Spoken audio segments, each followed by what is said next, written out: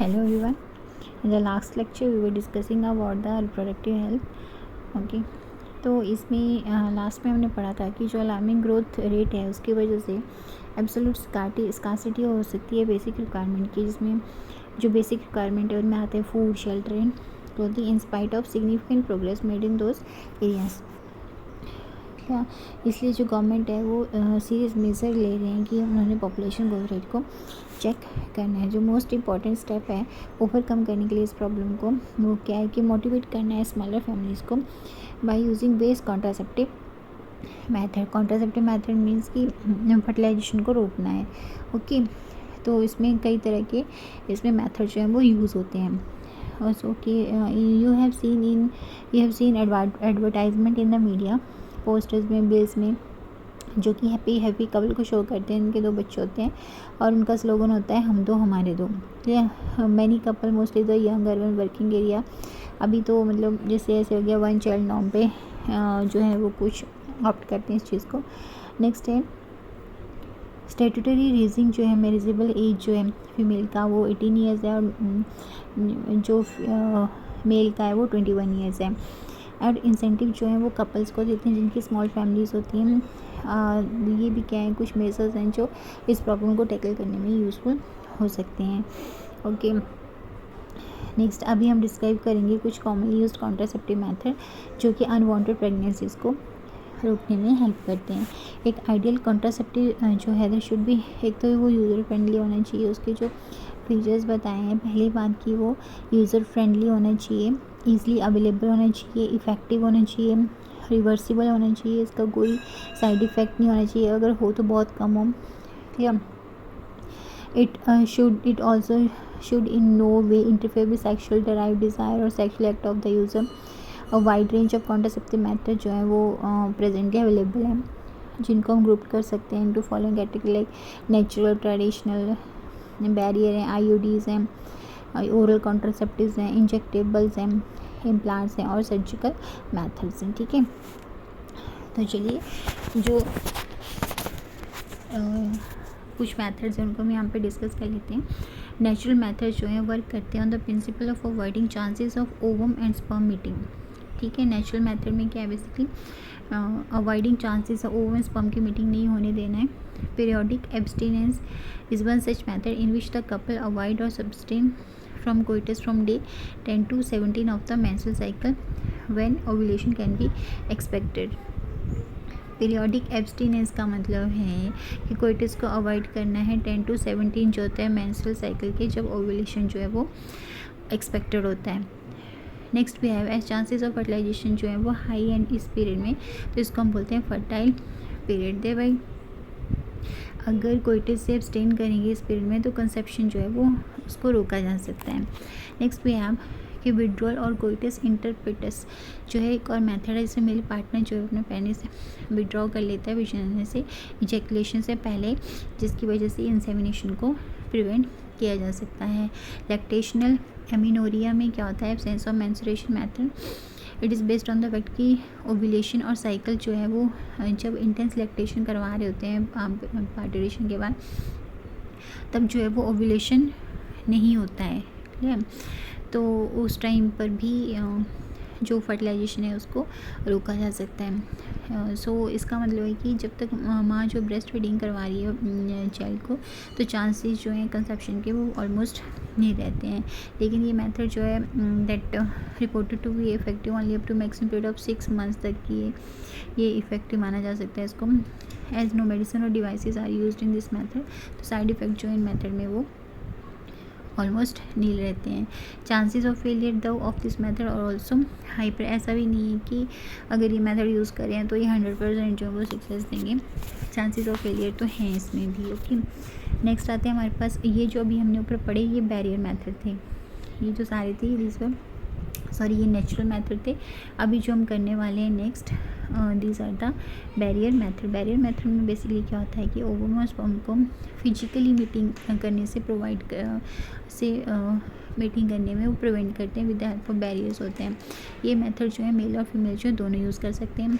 Condom जो है वो बैरियर हैं जो कि थिन रबर के बने होते हैं या लेटेक्स शीट के बने होते हैं, जो कि पेनिस के कवर करने में हेल्प करते हैं मेल या वेजाइना में and cervix in the female. Clear, just before coitus से पहले, जिसकी वजह से क्या होगा कि जो इजैकुलेटर सीमेन है वो फीमेल रिप्रोडक्टिव ट्रैक्ट में एंटर नहीं कर पाएगा, तो इसकी वजह से क्या होगा, कंसेप्शन को ये प्रिवेंट कर सकता है। नेक्स्ट आता है निरोध, जो है वो पॉपुलर ब्रांड है कॉन्डोम का मेल के लिए। यूज़ ऑफ कॉन्डोम जो है वो बढ़ गया है इन रिसेंट ईयर, क्योंकि इसके एडिशनल बेनिफिट हैं कि ये यूज़र को STI और एड्स जैसी बीमारियों से बचाने में ये हेल्पफुल है।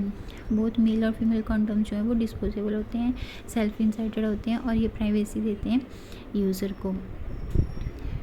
क्लियर। नेक्स्ट आते हैं डायफ्राम, सर्वाइकल कैप और वॉल्स जो है वो बैरियर हैं, रबड़ के बने होते हैं और ये फीमेल रिप्रोडक्टिव ट्रैक्ट में इनको डाला जाता है, तो जिससे कि जो सर्विक्स है उसकी कवरिंग हो जाए ड्यूरिंग कोइटिस। तो ये कंसेप्शन को प्रिवेंट करते हैं, ये स्पर्म की एंट्री को रोकते हैं सर्विक्स के थ्रू। ये रीयूजेबल है, ये स्पर्मिसाइडल क्रीम, जेलीज और फोम जो हैं वो भी अवेलेबल है along with this barrier to increase their contraceptive efficiencies. तो ये जो है ये फीमेल के केस में diaphragms, cervical caps and vaults. Okay, next आते हैं आपके पास another effective and popular method जो है वो इंट्रायूट्राइन डिवाइसेस हैं। जो ये डिवाइसेस हैं, इंट्रायूट्राइन डिवाइसेस जो हैं, इनको इंसर्ट किया जाता है डॉक्टर या एक्सपर्ट नर्सेज के थ्रू यूट्रस में, वेजाइना के थ्रू।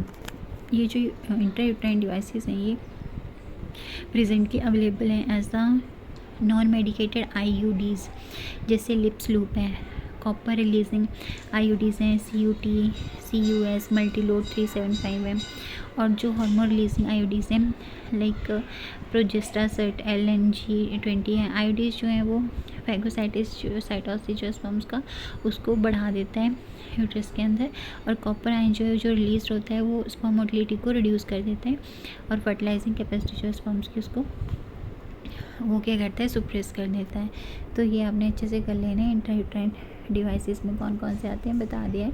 नॉन मेडिकेटेड IUDs हैं, लिप्स लूप, कॉपर रिलीजिंग है, CUT, CUS, मल्टीलोड 375 है, हार्मोन रिलीजिंग IUDs हैं जिसमें प्रोजेस्टासर्ट LNG ये सब आते हैं। Okay, so next we have hormonal releasing IUDs जो हैं इन एडिशन ये क्या करते हैं, यूट्रस को अनसूटेबल बना लेते हैं फॉर इम्प्लांटेशन, और जो cervix hostile to the sperm. Clear.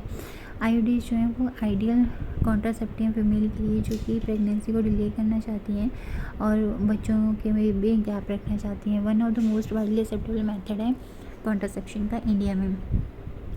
Oral administration जो है कुछ डोजेस हो गया, प्रोजेस्ट्रॉन की हो गया, बस प्रोजेस्ट्रॉन एस्ट्रोजन कॉम्बिनेशन हो गया, वो एक और कॉन्ट्रासेप्टिव मेथड है जो कि फीमेल जो है वो यूज़ कर सकते हैं। जो ओरल एडमिनिस्ट्रेशन है बेसिकली यूज होते हैं in the form of tablets, और इसलिए इसको पिल्स भी बोलते हैं। पिल्स जो है वो डेली लिए जाती हैं 21 दिन के लिए। इसको स्टार्ट करते हैं विद इन फर्स्ट 5, जो मेंस्ट्रुअल साइकिल का फर्स्ट 5 डेज़ होते हैं तब स्टार्ट करते हैं। फिर 7 दिन के गैप के बाद एक्चुअल में जब मेंस्ट्रुएशन हो रहा होता है तो उसको रिपीट करना है सेम पैटर्न में जब तक कि फीमेल जो है वो that desire to prevent conception. तो ये बेसिकली क्या करती हैं ओरल पिल्स, ये ओव्यूलेशन को और इम्प्लांटेशन को इनहिबिट करते हैं और क्वालिटी जो है सर्वाइकल म्यूकोसा की उसको चेंज कर देते हैं, जिसकी वजह से स्पर्म की एंट्री जो है उसको रोकते हैं। पिल्स जो है वो इफेक्टिव हैं, उनके लेसर साइड इफेक्ट हैं और ये वेल एक्सेप्टेड है बाय द फीमेल्स। ओके, सहेली new oral contraceptive for the female, इसमें क्या है बेसिकली नॉन स्टेरॉयडल प्रिपरेशन है। ये हफ्ते में इसको एक बार लेना होता है, साइड इफेक्ट्स इसके बहुत कम है और हाईली कॉन्ट्रासेप्टिव इसकी वैल्यू है। नेक्स्ट वी हैव प्रोजेस्ट्रॉन जो है अकेला ले लो या in combination with in estrogen, उसको यूज़ कर सकते हैं बाई फीमेल एज इंजेक्शन या इम्प्लांट अंडर द स्किन। इनका मोड ऑफ एक्शन जो है पिल्स की तरह ही है और इफेक्टिव पीरियड जो है वो ज़्यादा है। एडमिनिस्ट्रेशन जो होती है प्रोजेस्ट्रॉन की या प्रोजेस्ट्रॉन एस्ट्रोजन कॉम्बिनेशन की या IUDs की with in 72 hours of coitus जो है इफेक्टिव माना गया है एज एन एमरजेंसी कॉन्ट्रासेप्टिव। क्यों? क्योंकि ये जो है पॉसिबल एमरजेंसी को अवॉइड करते हैं ड्यू टू रेप और casual unprotected intercourse. Okay, surgical method जैसे स्टेरिलाइजेशन है जनरली एडवाइज करते हैं फॉर द मेल और female partner as a terminal method to prevent any और प्रेगनेंसी। सर्जिकल इंटरवेंशन बेसिकली ये करता है, वो गैमीट ट्रांसपोर्ट को रोक देता है और कंसेप्शन को रोकता है। स्टेलाइजेशन प्रोसेस जो है मेल में उसको वसेक्टमी बोलते हैं और फीमेल में उसको ट्यूबेक्टमी बोलते हैं। वसेक्टमी में क्या होता है कि वासा डिफरेंस का पार्ट जो उसको रिमूव कर देते हैं या उसको बांध देते हैं, इंसिजन करते हैं उसके स्क्रॉटम पे। ट्यूबेक्टमी में क्या होता है, फेलोपियन ट्यूब को रिमूव कर देते हैं और टाई अप करते हैं through small incision in the abdomen और थ्रू वेजाइना। क्लियर। इसमें ये देखिए ट्यूबेक्टमी वेसेक्टमी में क्या हो रहा है, वासा डिफरेंशिया को रिमूव कर दिया या टाई अप कर दिया through small incision on the scrotum. और जो ट्यूबेक्टमी है उसमें फेलोपियन ट्यूब का जो पार्ट है उसको रिमूव कर दिया और टाई अप कर दिया through small incision in the abdomen और थ्रू वेजाइना। तो ये टेक्निक जो है वो हाईली इफेक्टिव है, लेकिन उनकी रिवर्सिबिलिटी जो है वो बहुत पुअर है। Okay, it need to be emphasised that selection of suitable contraceptive method and its use should always be undertaken in consultation with qualified medical professional। obviously अगर आप इस तरह का मेथड कोई यूज़ कर रही हैं फीमेल्स, तो उनको एक प्रॉपर क्वालिफाइड मेडिकल प्रोफेशनल को फॉलो करना चाहिए। हर किसी को पता होना चाहिए कि जो कॉन्ट्रासेप्टिव है वो रेगुलर रिक्वायरमेंट नहीं है रिप्रोडक्टिव हेल्थ को मेंटेन करने के लिए। इनफैक्ट ये जो है इनको यूज़ किया जाता है अगेंस्ट नेचुरल रिप्रोडक्टिव इवेंट है, एक कंसेप्शन ऑफ प्रेगनेंसी, उसको रोकने के लिए इनका यूज़ होता है। One is force to use this method either to prevent pregnancy और टू डिले और spoil pregnancy due to personal reason। No doubt the widespread use in method का वो significant role in checking uncontrolled growth of population। clear। However, there are possible side effects, nausea है, abdominal pain है, breakthrough bleeding है, irregular menstrual bleeding है, even breast cancer, though not very significant, they should not be totally ignored। तो इनको हम ignore नहीं कर सकते। अब नेचुरल वे से हट के अगर आप कुछ भी करोगे तो ऑब्वियसली उसके साइड इफ़ेक्ट तो होते ही हैं। Clear. Next is medical termination of pregnancy. Intentionally या वॉलंटरी टर्मिनेशन जो प्रेगनेंसी का बिफोर फुल टर्म उसको बोलते हैं मेडिकल टर्मिनेशन ऑफ प्रेगनेंसी या इंड्यूस्ड अबॉर्शन बोलते हैं। Nearly 45 to 50 million medical pregnancy जो है वो हर साल परफॉर्म की जाती हैं ओवर द वर्ल्ड, जो कि 1/5 है total number of conceived pregnancy का in year. Whether to accept legalize MTP or not is being debated upon in many countries due to emotional, ethical, religious and social issues involved in it। Clear. Obviously अब इस तरह से अगर medical termination pregnancy की बात करें तो world wide जो है वो इमोशनल, एथिकल, रिलीजियस और सोशल इश्यूज़ हैं। इंडिया की गवर्नमेंट ने उसको लीगलाइज कर दिया था मेडिकल टर्मिनेशन ऑफ प्रेगनेंसी को इन 1971 में। उसमें कुछ कंडीशंस रखी थी ताकि इसका मिसयूज़ ना हो। ये जो रिस्ट्रिक्शंस हैं ये all the more important check करने के लिए है, to check indiscriminate and illegal female foeticide को रोकने के लिए ये यूज़ होती हैं। Okay, by MTP actually obviously the answer जो है कि हो गया है तो अनवांटेड प्रेगनेंसी को रिमूव करना है, चाहे वो कैजुअल अनप्रोटेक्टेड इंटरकोर्स हुआ हो या फेलियर हो गया हो कॉन्ट्रासेप्टिव का जो कोइटस या रेप्स के केस में होता है। MTP जो है वो एसेंशियल एंड सेटल केस जहाँ पे प्रेगनेंसी जो है हार्मफुल हो सकती है या फैटल इधर टू द मदर और द फीटस और बोथ। क्लियर। तो उस केस में भी मेडिकल टर्मिनेशन ऑफ प्रेगनेंसी जो है उसको परफॉर्म किया जा सकता है। बारी आती है कि मेडिकल टर्मिनेशन ऑफ प्रेगनेंसी जो है वो कब परफॉर्म किया जाता है। Actually medical termination of pregnancy जो है वो सेफ़ है अगर फर्स्ट ट्राइमेस्टर में हुआ, मतलब 12 वीक्स ऑफ प्रेगनेंसी तक। जो सेकेंड ट्राइमेस्टर अबॉर्शंस हैं वो रिस्की हैं। वन डिस्टर्बिंग ट्रेंड जो इसमें ऑब्जर्व किया है कि मेजॉरिटी जो MTPs का वो परफॉर्म्ड होता है इलीगली बाई अनक्वालिफाइड क्वैक्स जो कि अनसेफ होते हैं, लेकिन ये मतलब डेथ भी हो जाती है। इससे अनदर डेंजरस ट्रेंड जो है वो मिस यूज़ है एमनियोसेंटेसिस का, क्योंकि अनबॉर्न चाइल्ड का सेक्स डिटरमाइन करना है। फ्रिक्वेंटली अगर फीटस जो है फीमेल है तो it is followed by MTP। तो ये जो totally against what is legal. Okay, तो ये जो प्रैक्टिसेस हैं दे शुड बी अवॉइडेड क्योंकि डेंजरस हैं यंग मदर के लिए भी और फीटस के लिए भी। इफ़ेक्टिव काउंसलिंग जो है on the effective counseling on the need to avoid unprotected coitus and the risk factor involved in illegal abortion as well as providing more healthcare facility could reverse the mentioned unhealthy tent, ठीक है ना। Next इसमें बताया हुआ है regarding sexually transmitted disease के बारे में, तो ये देख लेते हैं। इन्फेक्शंस और डिजीज़ जो कि सेक्सुअल इंटरकोर्स के थ्रू ट्रांसफ़र होते हैं उनको सेक्सुअली ट्रांसमिटेड इन्फेक्शंस बोलते हैं। सेक्सुअली ट्रांसमिटेड इन्फेक्शंस या वेनरल डिजीज़ बोल लो या रिप्रोडक्टिव ट्रैक्ट इन्फेक्शंस बोल सकते हैं। गोनोरिया, सिफिलिस है, जेंटल हर्प्स है, क्लेमिडिया है, जेंटल वाटर ट्राइकोवेनियसिस है, hepatitis B and of course more discussed infection जो है रिसेंट ईयर में HIV लीडिंग टू एड्स वो और मतलब common STIs and sexually transmitted infection हैं। इनमें से जो HIV इन्फेक्शन है मोस्ट डेंजरस है, ठीक है।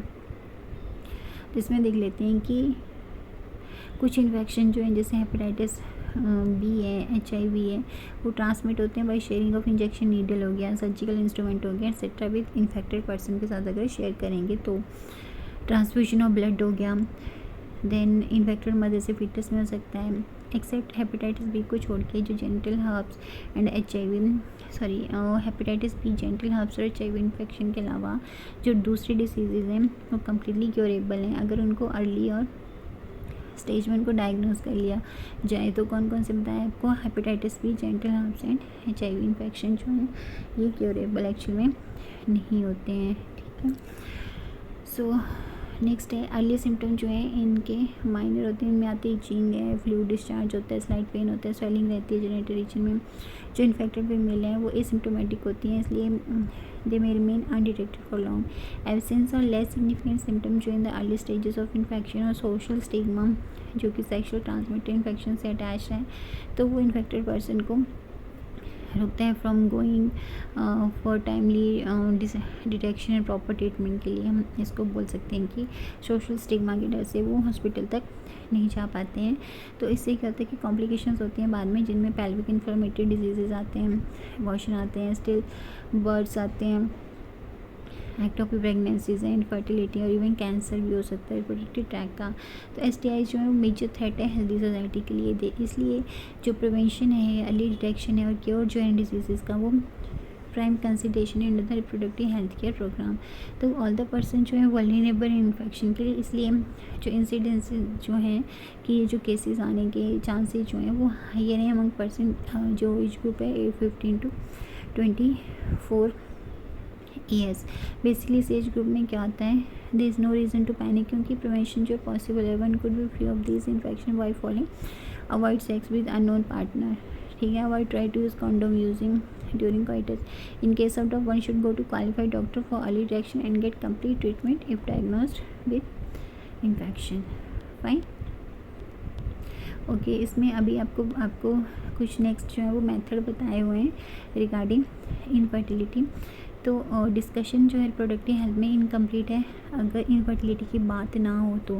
लार्ज नंबर ऑफ कपल जो all over the world including India ठीक और इनफर्टाइल है, मतलब वो बच्चे प्रोड्यूस नहीं कर सकते in spite of unprotected sexual cohabitation. Reason जो है इसके पीछे क्या है, फिजिकल है, कंजेनाइटल है, डिजीज़ एंड ड्रग्स है, इम्यूनोलॉजिकल या साइकोलॉजिकल है। इंडिया में क्या है, फीमेल जो है उसको ब्लेम किया जाता है कि for being childless, but more often than not problem जो है वो मेल पार्टनर में भी हो सकती हैं। Specialise health care unit infertility के they could help in diagnosis and corrective treatment of some of these disorder और enable कर सकते हैं इन couples को to have children.